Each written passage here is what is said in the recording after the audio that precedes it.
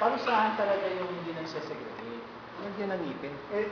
Kamo nga, one way, pagka hindi segregated, pag hindi segregated pa siya, hindi ko kunin, hindi, bibigyan yung kanilang, Hindi po ganun eh. ha? Hindi ba yun ang one way na para sila matuto? Ganito po, pupunta yung kumpare ng mayor. Sasabihin, abay, mayor, hindi ko kami sinulit doon eh. Sasabunin mo hindi mo naman kulit. Dapat di po kulit, tayo yun. Kumpare ko yun.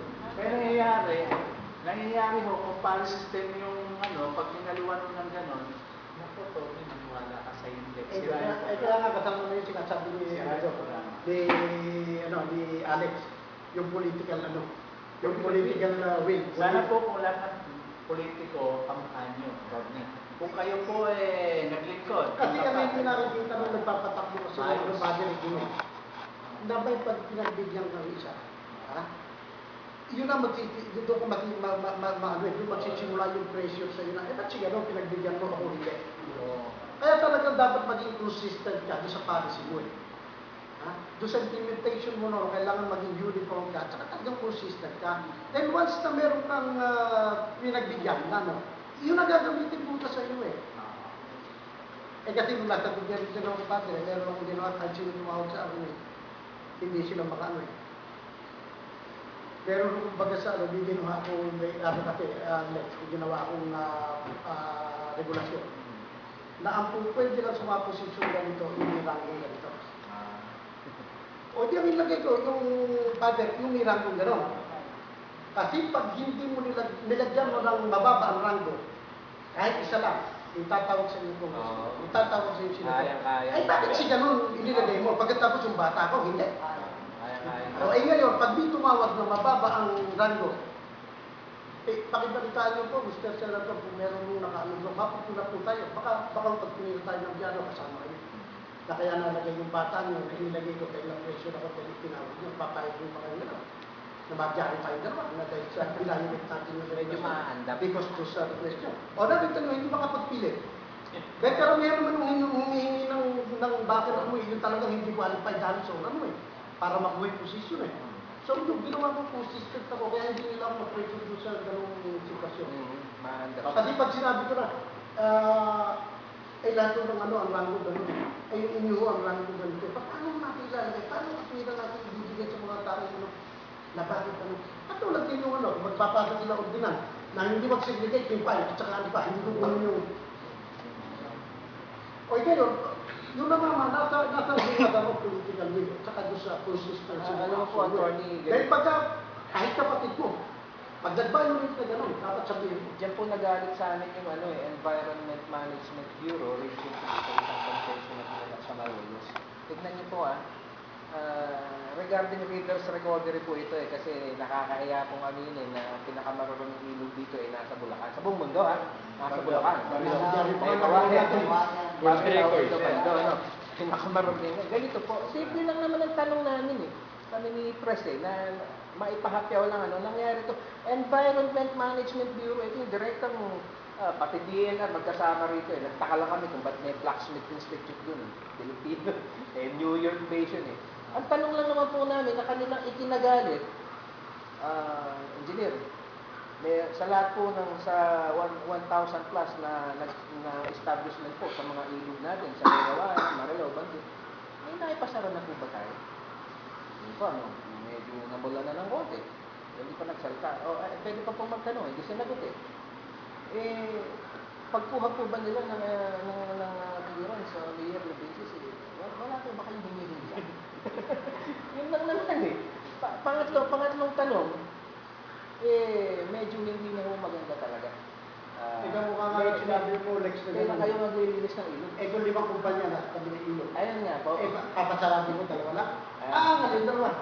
Ba't hindi kami lang? Bakit mo tatuloy niyo? Ibig sabihin po. Pasarapin mo lahat. Ito kayo papasarapin. Father, ibig sabihin po, ang nasa gobyerno natin ngayon, ang DENR, ang Environment Management Bureau, ang local government po natin, ay hindi na po talaga natin maaasahan pagdating sa kalikasan ng basura. Bakit po? Remind ko lang po sa inyo, pare-pareho hindi naman nagkakala yung edad natin. Ang DENR po, Department of Environment and Natural Resources, nung itinayo po yan, saka po nagkakandakalbo ang mga bundok at kagubatan natin. Nung andyan na po ang DENR, that's the time na nagkaroon na po tayo ng mga problema sa basura. At nandyan na rin po ang DENR nung namatay na po ang ating mga ilog. The question is, ano po ang naging silbi ng DENR? So that's the same question na po pwede natin sabihin sa Environment Management Bureau saka sa local government. Ang problema po kalala, hindi po paliit. Ang Ganun po sila. sabihin yung DNR Walang silbi. sa Department of Environment na naging Dead Environment. Anyway, Wala yung silbi. sinasabi ko, sabi ko, we must be prepared to answer yung halimbawa. Kung tayo dumating na siya, meron tayong rally, ganyan. Yung nga, yung sinasabi niya na, haba ko si Juan. At ang sasagot ko, sa Australia, nagagawa niya. Pero sasabihin nila, sa Australia, yan po dito sa atin, pwede bang gawin dito sa atin yan? Pwede. Kasi alam po ninyo, yung At paano, baka yun isasalita lang niya, paano gagawin dito dyan, paano itatayo? Sino magkakapital? Sino? Okay. Attorney, bigyan niyo po ako ng 10 minutes to present to you our feasibility study regarding solid waste management program. Ano lang po yun eh. Siguro ang simple tayo sa yes, super, I think para may... Hindi, ang namin aris lang kasi, sinasabi ko kasi, yung POA. Ako, sagutin ko lang muna maiksi eh. Kasi doon sa advocacy nga, Dapat isasagot natin. na binabalak tayo, ano ha, na no land bill. Eh yun nga, sabi mas different. Ay, paano yung kaya? Na isa lang po ang sagot natin lahat. Nagkakaroon na magkakaroon Tama po yun, Ang tama. problema lang po kasi kaya hindi nagagawa sa Pilipinas, walang support yung gobyerno eh. Ngayon saan natin kukunin yung sinasabi natin na ipang susuporta ng gobyerno? Yun. Sa halip na yung shipping fee, gumastos tayo sa tipping fee, sa landfill. Yung pagpapagawa natin ng kalsada natin magkakandasira kasi dadaanan ng mga truck galing Maynila. Sa halip na dyan natin gastusin, why not support a program na yung residuals natin Kasi, magiging papakita Maganda yan, alam mo, kaya lang, yung inayan ng Hindi naman technology ang problema is eh. less and more locally based technology. Pinoy technology. Ganito pong Pinoy technology. Ganito po father ang Pinoy technology. Halimbawa po, alam pong Pilipino very creative eh. Very creative yan. Pag sinabi mo nabubulok, no? Sabihin na natin, kasi we're talking about solution eh, mga. Pag sinabi mo kasi nabubulok, eh nauso na po nung araw eh lupa lang, basurang nabubulok, basurang nabubulok, para ma-decompose yung material. Ngayon po medyo gumanda technology ng Pinoy. Nauso yung lacto, nauso yung sa Korea, nauso yung Japan, yung EM technology din sabi, using enzyme, bacteria, ano po. Eh ngayon, mas magagaling kasi ang mga Pinoy, eh gumawa ng sariling enzyme. Yung po tinatawag ng trichoderma. Trichoderma. Local-based trichoderma, amag. Yung amag, ginagamit na enzyme para i-decompose yung material. At ngayon, medyo high-tech na mga Pinoy. 80 strain of bacteria. May trichoderma ka na. Puro organic. Puro organic na. Kanin lang ang katapat. Kanin lang katapat. At saka, bandang huli, bigas lang pala. Yung bigas. Kanin lang, Binubuhos lang po yun. Kaya nang tunawin yung nabubulok. May kanin ka pa. So, ako sa aking Yung pananaw ambal. po, pagdating po sa ganoon, ang Pinoy hindi nahuhuli. Tayo lang siguro nag-introduce ng hollow blocks made out of basura. Oh, yes. Napakaganda architect nun. Uwi nang nasa Nung Canada, ano. nadala yung hollow blocks ko. Pwede ba ako mag-aral sa inyo? Ikaw ang hinahanap namin matagal na sa Iba yung brand. Tapos, lahat ngayon dinabalitaan. Kasi wala na tayong problema eh, pagka magagawa natin yun. Ako, Father, maniwala ka. Naging thesis ng mga iba-ibang schools, sa UP, sa UST, iba't ibang universidad, nag-research sa akin tungkol doon sa problema number one, which is residual. Ano yung gawin natin? Walang wifi. Meron lang ano eh. That is in 1999. Gumagawa na po ako invitation Ngayon, sa next meeting. medyo naging high-tech na. Para pag naging Ginawa na hiwalay, ng building. invitation na ulit.